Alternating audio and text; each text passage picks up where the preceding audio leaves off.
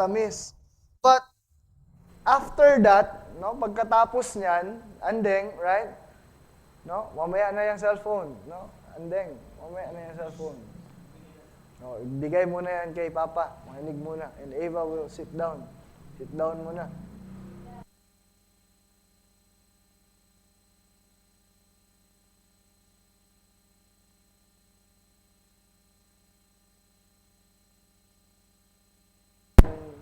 Pastor is preaching, you sit down and you listen, no?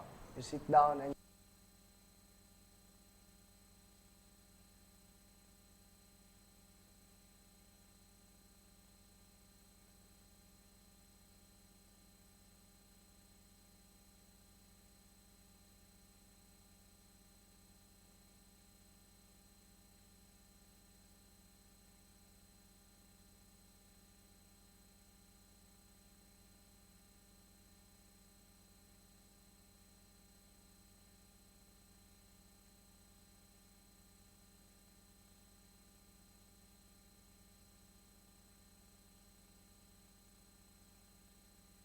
pagdating ng araw, ano mangyayari sa ngipin?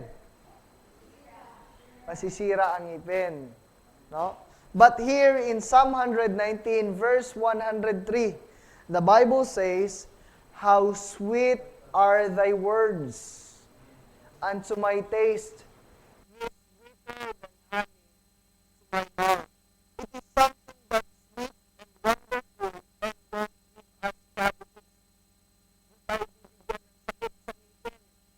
Our tummy will, hindi masasakit ang tummy.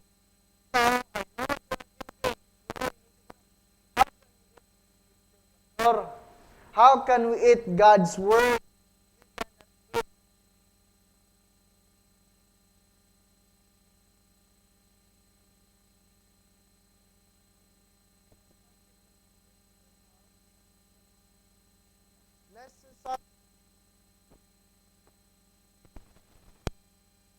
But we certainly can taking in.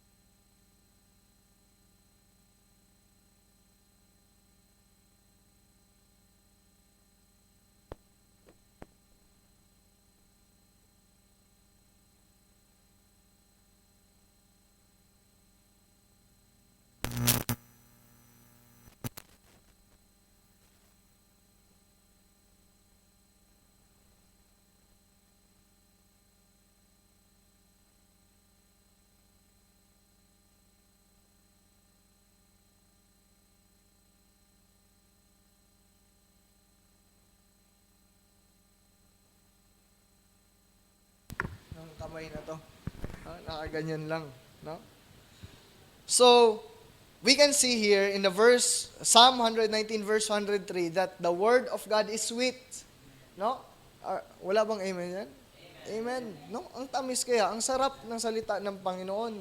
It gives us delight na, sabi pa nga ng advertisement, wala ka nang hahanapin pa. Kompleto, Ricardo, ang salita ng Panginoon. Gives us wisdom, gives us understanding from being simple. Alam niyo, sa Proverbs, ang simple na tinatawag ay hindi lang simple, kundi ang ibig sabihin ng pagiging simple doon sa Proverbs is pagiging mangmang. Walang alam. But it makes wise, gives us wisdom, especially when we know the Lord Jesus Christ, as sinabi sa Corinthians, He is the wisdom of God. Christ is the wisdom of God. But here sa Jeremiah chapter number 20, verse number 7, medyo contrast, kabaliktaran. No, kabaliktaran. Jeremiah chapter 20, verse number 7. 7 to 12. Ako na lang magbasa. And after this, we will pray. No? I hope, nandyan sa ating mga Bible, Jeremiah chapter 20, verse number 7 to 12. Tatlong bagay lang pag-uusapan natin ngayon. And it's about commitment. Commitment. No? Number 1 is the starting point of our commitment.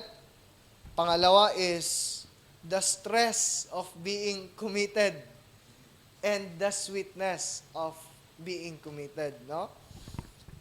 Jeremiah chapter 20, verse number 7, the Bible says, O Lord, Thou hast deceived me. Nilinlang mo ako, Panginoon. And I was deceived. Thou art stronger than I, and hast prevailed. I am in derision daily. Everyone mocketh me. For since I spake, I cried out, I cried violence and spoil, because the word of the Lord was made a reproach unto me, and a derision daily. Verse number 9, Then I said, I will not make mention of him, nor speak any more of his name. But his word was in mine heart as a burning fire, shut up in my bones, and I was weary with forbearing, and I could not stay. Verse number 10, For I have heard the defaming of many, fear on every side. Report, say they, and we will report it.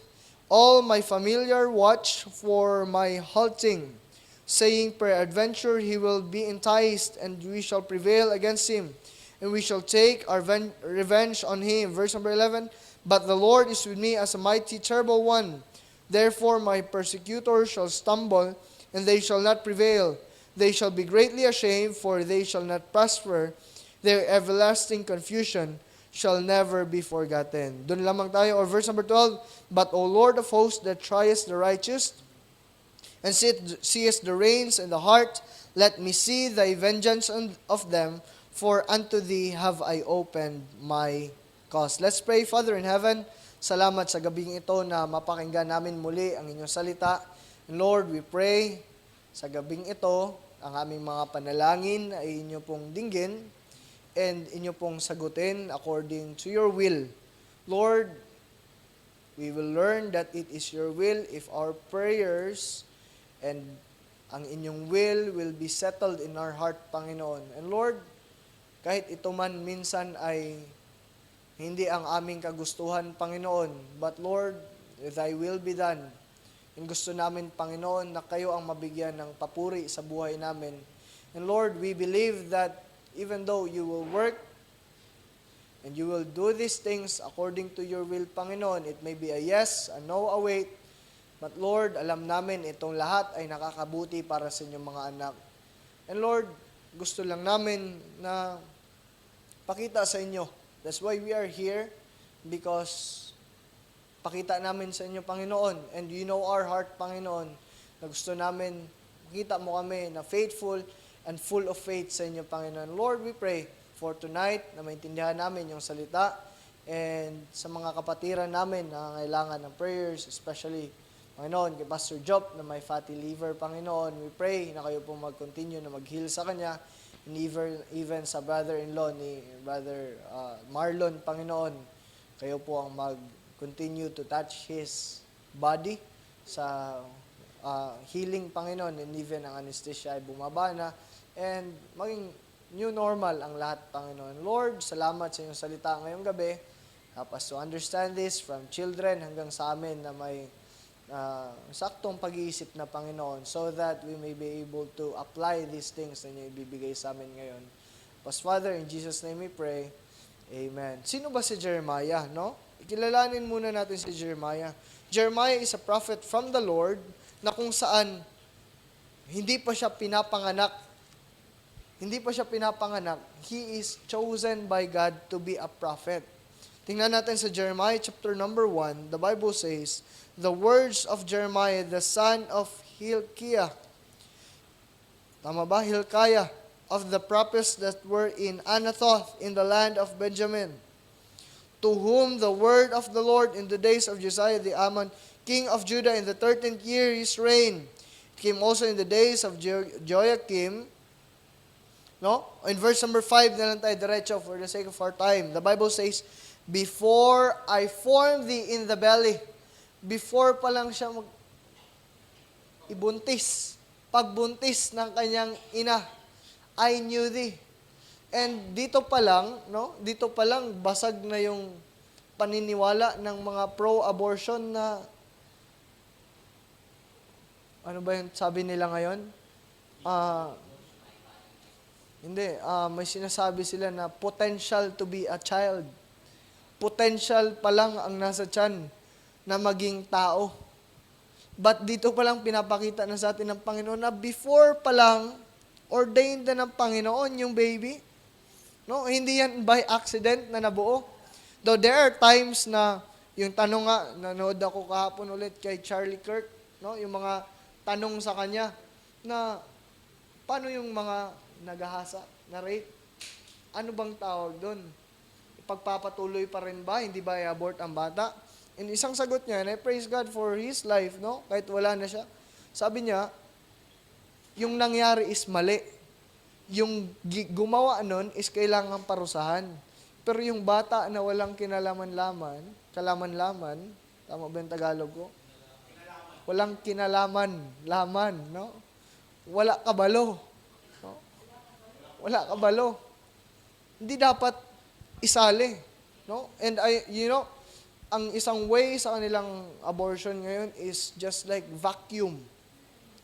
Alam niyo ba yun? Vacuum. Na una, parang magpapadala ng mataas na gunting at pagpipira-pirasuhin ang bata sa loob. At pagkatapos na pira-piraso, i-vacuum. Suction. No? Wala namang vacuum sa loob. Pero ganun yung ginagawa. But dito pa lang na verse na to, binabasag na ng Panginoon na, isang baby is not just a potential to be a person, but si Jeremiah nga is tinawag na. Before I formed thee in the belly, I knew thee, and before thou camest forth out of thy womb, I sanctify thee to be a prophet of the Lord, and I ordain thee a prophet unto the nations. And dito makikita natin, during this time, in the time of Jeremiah, no, alam natin ang story siguro that Jeremiah is the weeping prophet, na kung saan ang Panginoon pinakita na sa kanya that your land, Israel, will come into desolation. Kung titingnan natin sa verse 19 or chapter 19, verse number 8, the Bible says, and I will make this city desolate and unhissing. Ano ba yung hissing? Kahapon nagprito akong isda. Kailangan painitin muna ang mantika at kawali at mantika para paglagay mo sa isda, hindi didikit. No? Ibig sabihin, mainit na mainit. So this land, this city na sinabi ng Panginoon, will come into hissing. Sunog. Desolation. No? Everyone that passeth thereby shall be astonished and hiss, because of all the plagues thereof. Lahat ng pinadala ng Panginoon, ganun na sila kasama. No? In verse number 9, tingnan natin kung ano mangyari. And I will cause them to eat the flesh of their sons. Ganun kahirap. Ganun yung plagues na pinadala ng Panginoon na sila mismo, ang kanilang mga anak, the kids, they will eat the flesh of it. Cannibalism. No? Pero ganun na kahirap dahil sa kanilang katigasan sa Panginoon. And sinabi dito, and they shall eat everyone the flesh of his friends in the siege of straightness wherewith their enemies, and they that seek their lives shall straiten them. So makita natin dito that even God will not provide during this time. But the Lord continually, no, nagpapatuloy at pinagpatuloy ng Panginoon that there is a prophet. Huwag natin kalimutan that a prophet is a mouthpiece of God. No? Magpadala sa kanila ng warnings, magpadala sa kanila kung ano man yung kalooban ng Panginoon, and that prophet will be the, hindi naman talaga mediator, no? There is only one mediator, pero siya yung sasabihan ng Panginoon sa kanyang mga plano at mga gagawin sa mga tao, and siya yung magsasabi sa mga tao na, stop nyo na yung ginagawa nyo. You know, siguro maisip ng karamihan sa atin, no? Grabe si pastor, parang sunod-sunod na si pastor na magsasabi ng about sin, no? Ngayon, more on rebuking si pastor. No? Siguro napansin ng iba at sabi, grabe naman to si pastor, ano bang kasalanan namin? No? Hindi ko naman sinasabing makasalanan tayo because totoo naman, ganun naman talaga tayo. Pero I just want us to remember, just like sa tabernacle, na ang priest bago siya pumasok, ay kailangan niya maghugas. Why? Because God hates uncleanliness. God hates sin. And as we want to serve the Lord, gusto natin ang ating buhay din ay malinis. We became pure. Huwag tayong lumapit lang basta-basta sa Panginoon na still marumi pa rin tayo. Still, yung mga kailangan baguhin, hindi pa rin natin binabago. Kung makita nga ng choir, no? Salamat sa Panginoon dahil dahan-dahan tayo na nag-i-improve at nagpapagamit sa Panginoon at He gives the blessing. Pero habang tumatagal tayo, let's not allow ourselves na ganun pa rin. Nagbabago lang yung boses pero yung buhay, wala. No? That's why, Pastor, parang sunod-sunod na, Sunday after Sunday, parang may ganyang tayo natin. Why? Importante sa isang tao. Siguro nasasanay tayo na, dito lang sa harap, pero yung buhay natin, wala pa rin.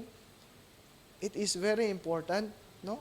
Ang ginagawa natin, kahit wala tayo sa church, ano tayo kung tayo lang mag-isa? Paano tayo tingnan ng Panginoon? No? And I hope, no?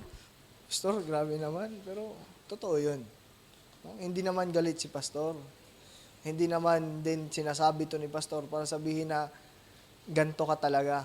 Kundi, may pagkakamali at pagkukulang tayo. And there is time na inalaw ng Panginoon. That's why there is still a prophet during this time na pinapakita ng Panginoon na kahit ganyan kayo, mahal ko pa rin kayo. And even today, kaya may pinapadala ang Panginoon. Ano nga ang prophet? It is a mouthpiece ng Panginoon. No? Sinasabi ng Panginoon. In verse number 1,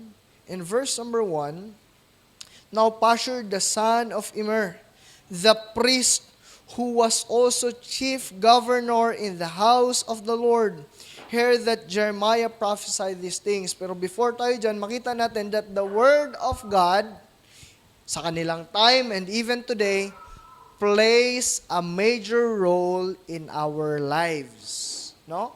Hindi pwede na tayo Kristiyano, kaya nga, alam nyo, tanggalin ko muna to, no?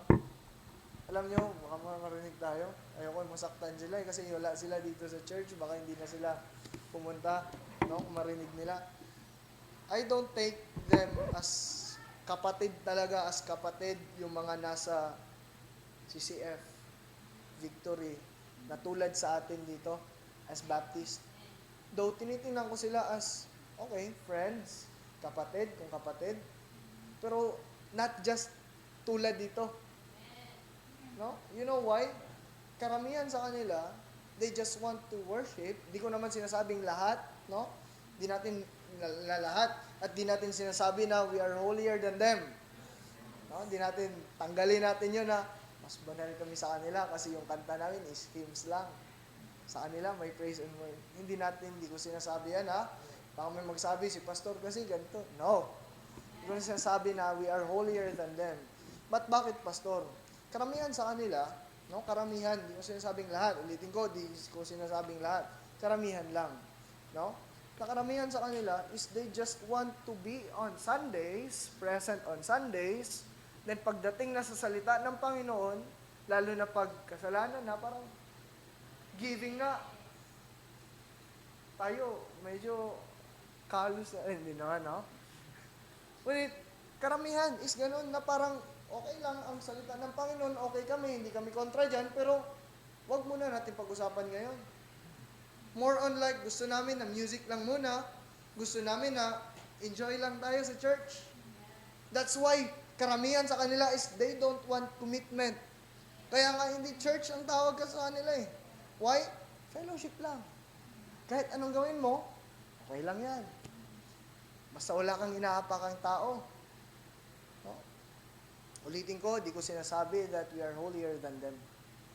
Pero sa atin, the word of the Lord plays an important role in our lives. Ito yung pinaka-importante. No? That's why even our singing, our practice should be aligned and dito nanggagaling sa salita ng Panginoon. Amen? In our families, importante ang salita ng Panginoon. Amen?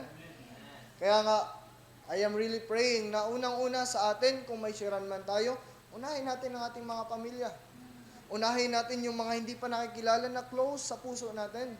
And especially in the commitments that we make, the Word of God plays an important role. No? Ang hirap na gumawa ng commitment, tapos di ka talaga align sa kalooban ng Panginoon at sa salita ng Panginoon. Even in commitments sa pag-aasawa. Kaya nga sinabi sa pag-aasawa, in sickness and in health. Wala pa naman yun kay Pastor, no? I'm praying next year. No? Next year, parang pinupush na ako nila mama at papa ko rin eh. Sabi nila, paalis na kami Madagascar, di ka pa mag-aasawa. So sila na ang gumawa ng kinausap nila si Eunice at ako. Sabi ko, napipressure ako No? But commitments, no? In sickness and in health, for richer, for poorer, till death do us part. That is being committed. No? Marriage under what would God commission it should be binded not simply in man's word, but by God's word. No? Kaya, hindi pwede. Siguro may magtanong sa akin pag may magkalisensya ng pastor, magkakasal ka bang babae at babae? Lalaki at lalaki? Utot nyo, doon na lang kayo. No? Hindi pwede yan. Bakit? Salita ng Panginoon to eh. Hindi ito laro-laro lang. So the journey of being committed, life is a journey from birth to death. Life involves a continuous progression of experience, challenges, and growth. And without God's Word, we will not know God's standard. Standard ang Panginoon. And how we will live a life that honors God. In this book, a very crucial time because, ulitin natin, the children of God, the Israelites, is very far from God. They are at the brink of experiencing God's wrath, a consequence of their being backsliders sa Panginoon. No? Kahit tao sila ng Panginoon, posible nga pala nga ang tao ng Panginoon, maalala natin, adversaries of God. No? And we are also in the time today na ang tao, mas piliin niya ang oras niya kaysa sa oras ng Diyos. No? Lumayo sa Diyos. And once we heard the word of the Lord, that's when commitment starts. Alam nyo, na-remember ba natin yung araw na tinanggap natin ang Panginoon? Maalala pa kaya natin? Siguro kung di natin maalala, kailangan kang maligtas ngayon. No? Kailangan mong maligtas kung di mo maalala. Bakit? Hindi mo man maalala nung pinanganak ka, no? Nung pinanganak ka, ikaw mismo kasi nga wa. Pero siguro yung nasa paligid sa'yo, naalala yun. Pero nung tinanggap mo ang Panginoon, decision kasi yun. No? Yung pag-anak mo, decision din ba ng mga bata na lalabas na ako ngayon? Yes, may konti siguro kasi kaya nagbabati yung no? May nararamdaman yung ina na parang gusto niya nang lumabas. Pero ang salvation is, ikaw mismo nagdesisyon. That's why when you don't remember it, you need to be saved. No? Siguro. No? Ay, si pastor, hindi ko man maalala yung pinaka-araw. But I remember August 2011. Pero yung pinaka-date talaga, hindi ko maalala. Pero yung pagtanggap ko sa Panginoon, alam ko na tinanggap ko ang Panginoon. No? And that's the starting point of our commitment. Once we understand the word of the Lord, that's the starting point of our commitment. Kaya nga, sa binasa natin kanina sa Jeremiah chapter 1 verse number 4, the Bible says, "Before I formed thee in the belly, I knew thee."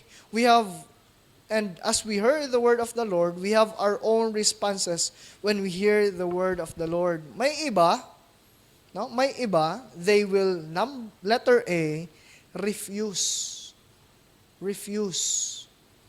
Psalm 50 verse number 17. Psalm 50, verse number 17. Ano sinabi dyan?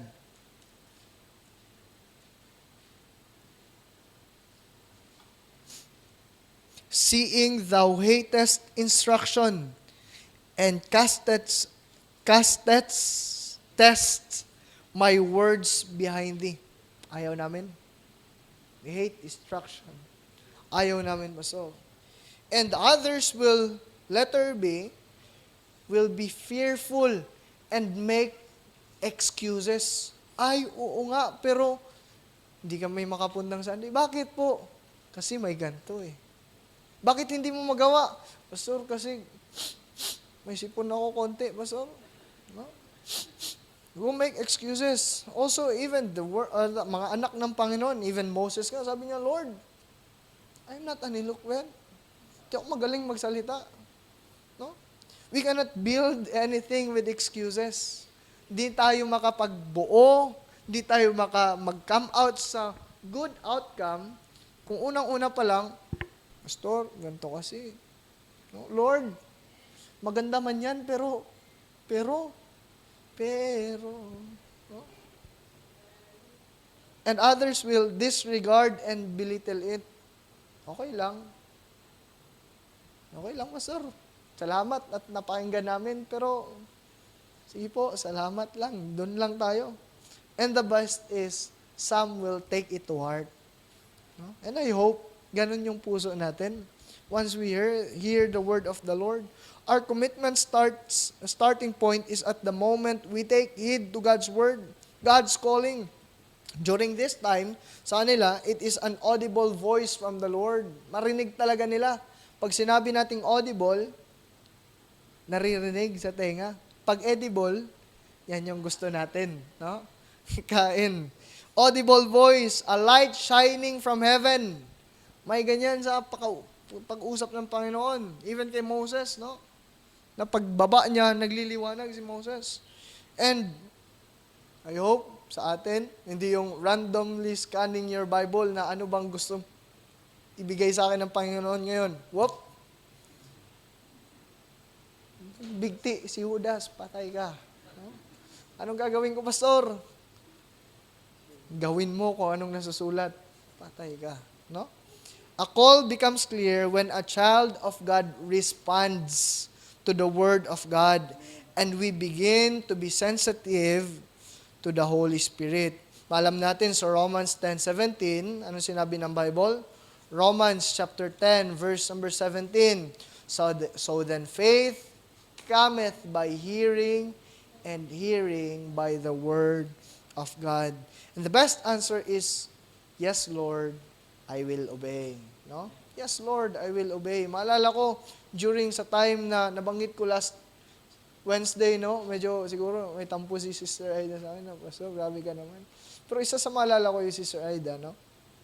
During those times na pinag-uusapan natin yung baptism, sabi niya, "Pastor, para lang akong sundalo." No? Ano yung obey. And before you complain. Pero nag-second demotion siya. Before and never complain. Obey and never complain. Tama po ba yan? Ganon din tayo sa Panginoon. We should obey. And if it's the will of God, never complain. Lord, medyo bittersweet man to, pero salamat Panginoon. No?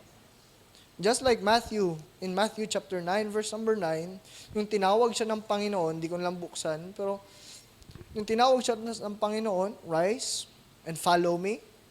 Maya-maya, rise and follow the Lord. Ganon. Yes, Lord. No? And we are not excuse. Kaya nga, pag may sinasabi si pastor dito, di pwede na excuse si pastor. No? Kayo lang, mag-offering kayo, mag-commitment kayo, lumabas kayo. Hindi pwede. Kundi, kasali tayo. We are one in this. No? And just like sinasabi ni Brother Ernel sa atin, being committed to the Lord is not always butterflies and rainbows. It brings us, tingnan natin in Jeremiah chapter 20, verse number 2. Ano nangyari kay Jeremiah? Then Pashur smote, no? Smote Jeremiah. Alam nyo, sa Bethany ngayon, nakikita nila to. Ano nangyari dyan, pastor? May sinuntok ka ba? Sabi ko, oo. Sino po? Yung mga nagtatanong sa akin kung ano nangyari sa kamay ko. No? Pero Jeremiah, when he preached, when he said the word of the Lord to them, nakatikim siya. So there is being committed. Ang starting point ng commitment natin is when we hear the word of the Lord. Pangalawa is, hindi lang pala magaan lagi ang pagiging committed, but there is also a stress sa pagiging committed. No, makita natin dito, then Pashur, when Jeremiah was telling the people na eto yung sinabi ng Panginoon sa akin, the prophet, and put him in the stocks that were in high gate of Benjamin, which was by the house of the people. At makikita ng mga tao na siya yung prophet, di ba? Ba't nakakulong na yan at may black eye pa? Akala ko ba tao yan ng Panginoon? You know what? Isa sa pinakamahirap sa pagiging Kristiyano, when the mockers will mock you and say, akala namin anak ka ng Panginoon, ba't ganyan nangyari sa'yo? No? Punta-punta pa kayo sa amin every Sunday afternoon. Then ngayon, kayo ganyan pala. Ganyan na yung nangyari. Saan na yung Panginoon ninyo? No? And just like Jeremiah being committed, his preaching cost him and brings him a punch, no, smote, prison, and pain. Alam nyo, kadalasan na sakit ng pastor, bata pa ako, narinig ko na to, and until today, narinig ko pa rin. Ang kadalasan daw sakit ng pastor is anxiety and heart attack. Bakit? Hindi naman ang lahat ng membro ay tulad sa inyo eh. No? Na mababait lang at sumusunod. May mga membro na may ganyan, no? Isa lang. No? And it causes pain, no? Dito sa puso. And alam nyo, naisip ko na nakaraan, ang hirap pala may teacher. No? Kaya siguro hindi pinatuloy ni Mama Jean. No? Ang hirap pala may teacher kasi pagkatapos mo magturo, may gagawin ka pa na records, mga kung ano-ano pa pagkatapos, and mag-aaral ka pa ulit ng mga lesson mo. Kaya nga ayaw na ni Sister Aida na maging tutor kay Ava, no? Pero ang hirap. Pero after that, pagtapos mo na yung lesson mo, pwede ka na mag-enjoy. Alam niyo, sa pagiging pastor, sabi ko, mas mahirap pala. Bakit? Mag-aaral ka, at dapat yung inaral mo, ikaw unang apply. Isipin mo ka, anong gagawin ko dito sa mga ganito? And salamat ako sa Panginoon, dinala niya ako sa church na kung saan may mga maasahan ng mga tao. And I praise God for you. Salamat sa Panginoon sa inyo. Patuloy po tayo, no? Huwag niyo akong iwan. Pag iwanan niyo ako, iwan ko rin kayo, no?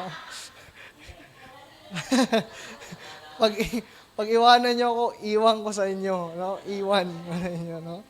Pero iniisip siguro ni Jeremiah na parang lugi ata ako Lord, parang lugi ako, Lord. No? Nag-offering na ako, Lord. Nagsusuluining pa ako, pero parang lugi ako. And si Jeremiah, nakapag-decide siya in verse number 7, O Lord, Thou hast deceived me. Lord, Thou hast deceived me, and I was deceived. Thou art stronger than I, and hast prevailed. I am in derision daily. Everyone mocketh me.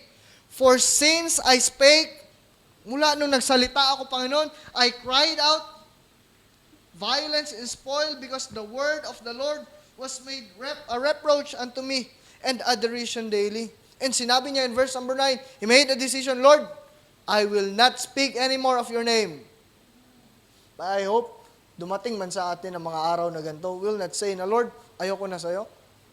Lord, tapos na tayo. No? FO na, Lord, FO, friendship over. No? Walang ganun. No? Huwag tayong ganun. Because babalikan natin ang ating binasa kanina, the word of the Lord brings sweetness, delight sa atin. But ito nga si Jeremiah, he felt scammed. Parang, naloko ako ng Panginoon. Went through much derision. But let us all remember that hindi lang tayo, kung may aabot man tayo sa mga times na ganito, hindi lang tayo yun. But our Lord and Savior Jesus Christ suffered more than these things. In Luke chapter 22, verse number 63. Luke chapter number 22, verse number 63. Buksan natin sa ating mga Bible. No? 22:63. Anong sinabi dyan ng Panginoon? And the men held Jesus and mocked him. And smote him. And when they had blindfolded him, they struck him on the face. Blindfold and sinuntok. Sinong sumuntok sa'yo? Di ba Diyos ka? Hulaan mo nga. Sige nga. No? And led him into their council, saying, Art thou Christ? Tell us. And he said unto them, If I tell you, do not believe. Kaya even in our soul winning, kung wala man tumanggap sa atin, just like sinabi ni Brother Marlon kanina na mahirap kasi may mga taong hindi tumatanggap. Let's all remember na hindi lang tayo yun, but it is Jesus Christ who first endured and suffered these things.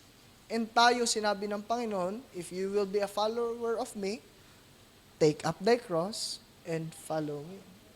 Let's not forget that may stress nga. Kaya nga dapat pagdating dito, ready tayo na masaya tayo. No? Kaya sabi ko sa mga bata kanina, hindi man tayo friends, mga kids, no? Hindi man tayo friends kasi I'm your teacher and you are my students. Pero this is the greatest thing that we can have sa ngayon. Na you are Christian and I am Christian.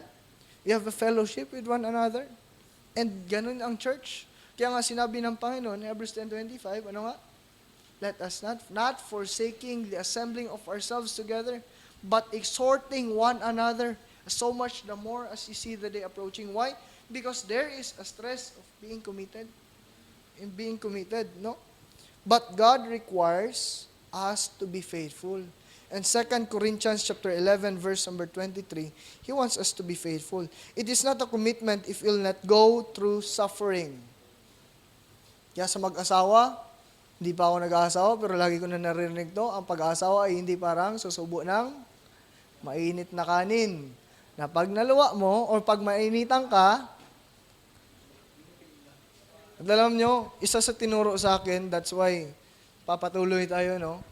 Isa sa tinuro sa akin ng papa ko, ni Missionary Paculio, kung naman siya tawag na pastor kasi wala na siyang pinagpapastoran ngayon. No, anak niya na lang, siguro. Missionary Paculio, sinabi niya, Nak, kung mag-start ka na sa ministry, you start it na para kang tumatawid sa isang bridge. At yung bridge na yon, ikaw yung gumagawa ng bridge na yon. At habang nakakalagpas ka ng isang step, yung inapakan mo na, tanggalin mo, itatapon mo na sa tubig. Why? Para wala ka ng dahilan para bumalik pa. Lord, ang hirap. No? Pero it is commitment. We will not call it commitment if we will not go sa suffering. Part yan ng pagiging Kristiyano. So you don't believe siguro, may mga bata dito, no? Kids, one day, pag tanda na kayo, don't believe in a preaching that will say, when you are in Christ, there will be no pain, nor suffering, wala nang ubo, wala nang hirap. Why? Suffering is part of Christianity. No? Christ endured it.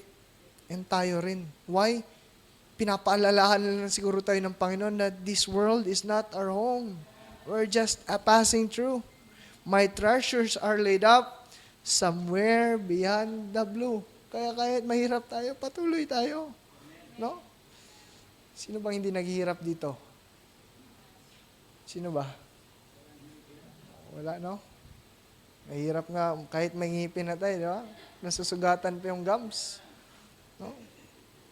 So use your moment of spiritual warfare as an opportunity of prayer and praise natin sa Panginoon. No? Makita natin si Job, ano sinabi niya? Though I am tried, I shall come forth as gold. Sa Panginoon pa rin ang papuri. But hindi tayo iwan ng Panginoon na only stress lang, no? But there is sweetness in our commitment. Kung makikita natin in Jeremiah chapter number 20, same chapter, no? Sinabi niya nga dito, verse number 9, tapusin lang natin. Then I said, I will not make mention of him, nor speak any more of his name. But his word was in mine heart, as a burning fire shut up in my bones. Nasabi ko na to dito, ng mga nakaraan pa lang na, siguro tulad nitong kamay ko ngayon, no? Minsan, hindi ako nakatulog nito eh. 2 araw na. No? 1:00, 2:00 ulit, nakatulog, imbis okay na. Bakit? Ngul-ngul pag gabi na, kumikirot-kirot. No? And ito siguro naramdaman ni Jeremiah, Lord, parang di ako makatulog sa salita mo. Gusto ko na sumuko, pero parang arthritis, Panginoon. No? Mainit-init sa buto. Naalala ko nga, lagi kong inuulit na example dito, dati, high school ako, magulat ako, tatawagan ako ni Papa. No? Kasi yung kwarto ko parang 3 bahay galing dito. Sa kanila to, tapos, ayan, kasi nasa compound kami. So, tawag niya sa akin, alam ko na yan, pag, gumagano na siya, pag tawag, Tapos pagdating ko dun, nakahiga, nagwagan ng ganun, no? Sakit ng paa ko, nak. Masahiin mo nga ako. Anong oras na? Pero it's a privilege, no? Salamat tayo sa Panginoon. Salamat ako sa Panginoon. Kahit ganun, may tatay ako. No? Na-experience ko yun. No? But in verse number 11, kahit na ganun, the Bible says, but the Lord is with me as a mighty terrible one. Therefore, my persecutors, yung mga nangaasar, yung mga nanununtok kay Jeremiah, kung ano pa yung ginagawa sa atin, ano pang nararamdaman natin, siguro may mga Christian, nababaliw nito si Arnel, pag Sunday, nakabarong, nakaayos, nakaslacks, sayang, buong araw, wala sa kanila, enjoy na dapat kami. Si Choy, invite to ng invite sa amin. Pagdating doon, salita pa ng Panginoon. Pastor! May mga tumawag na ba sa'yo gano'n, Choy? Sa church? Sa school? Pastor Choy? Minsan nakakasar, no? Ako, nasar ako nung high school ako eh. Alam nilang pastor yung papa ko. Pastor! Uy, tricycle driver! Kasi yun yung trabaho ng papa niya eh. No? Uy, ganito ka rin. No? But he said, but the Lord is with me as a mighty terrible one. Therefore, my persecutors shall stumble. Hindi sila makapagpatuloy. They will fail. Tayo, may Panginoon tayo. Amen? And they shall not prevail. They shall be greatly ashamed.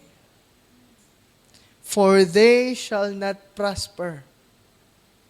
Alam niyo, yung mga mapag-BI, yung mga mapang-asar, salita ng Panginoon, tingnan yung buhay nila ngayon. Hindi ko lang alam. No? Iba-iba man tayo, pero nakita ko sa akin dati, yung iba, namatay sa gangwar. Daming gang sa amin. Doon ako nakakita ng tinakbo, tas sinaksak ng katana sa likod na, tub! Tub! Kung, tatakot to. Pero sila yung mapang-asar sa akin, oy, pastor! May bustadi na po, pastor! They will not prosper. The Bible says they will not endure. They shall be greatly ashamed, for they shall not prosper. Their everlasting confusion shall not be forgotten, shall never be forgotten. Ay, si ganito. Verse number 12.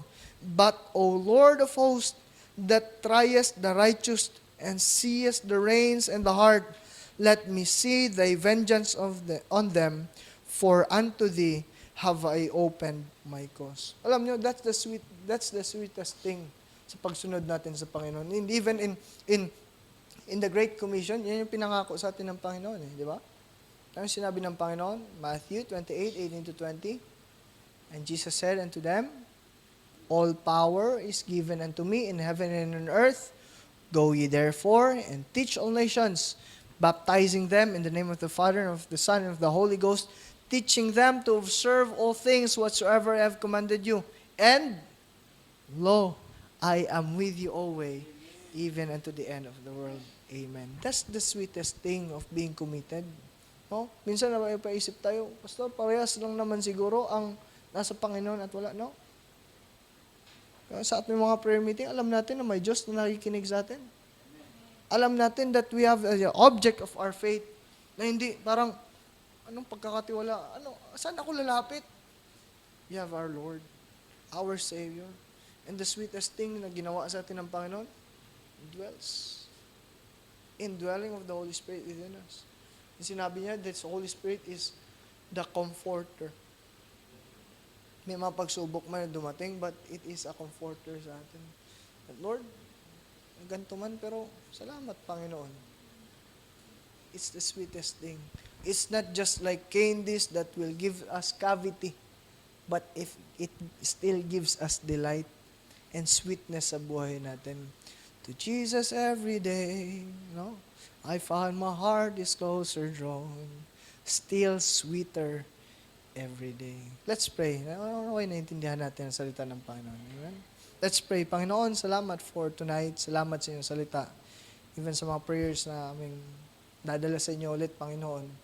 Lord, we pray that just like Jeremiah, though there are times, Panginoon, we want to stop. Nahihirapan kami, Panginoon. Even this May, Panginoon, unang Wednesday ng May, titingnan namin, Panginoon, ang mga bagay na dumaan, mga bagay na pinagpipray pa namin. Sometimes, Panginoon,